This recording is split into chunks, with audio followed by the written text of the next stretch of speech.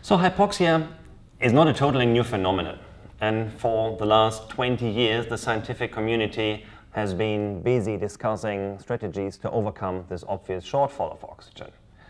One of the ideas to find a resolution is, for example, the hyperbaric chamber treatment, and in these hyperbaric chambers patients are exposed to a high pressurized 100% oxygen atmosphere in order to supercharge their blood plasma with an additional amount of oxygen.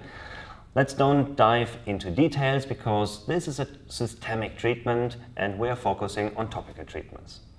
For topical treatments, also some devices were developed, for example, these boots, these shoes, these chambers in which you just put a leg in or something like that. But to my mind, they all neglect one problem with the oxygen availability, and this is unfortunately the very poor solubility of oxygen in water. Look at these curves. It gives you an idea of how many oxygen you can dissolve in 1 liter of water. And this is depending on the temperature. The higher the temperature, the less oxygen can be dissolved. At 29 degrees, and that might be somewhere in the range of the temperature of a topical wound, less than 8 milligram per liter oxygen can be dissolved in water.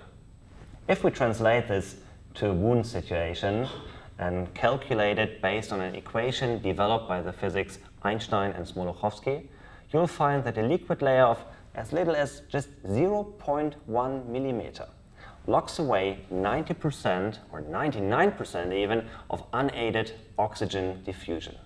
And what does it mean for a wound? Every wound, and this is a prerequisite for moist wound healing, every wound is covered with a very thin liquid layer. And in the interstitial space between the tissues, we also have liquid layers. It definitely means that this very thin liquid layer locks out every oxygen from the ambient air. So the oxygen that is somehow positioned on top of the wound cannot reach its target region, the base of the wound where the granulation takes place. And this is the problem with all these oxygen enhancing devices.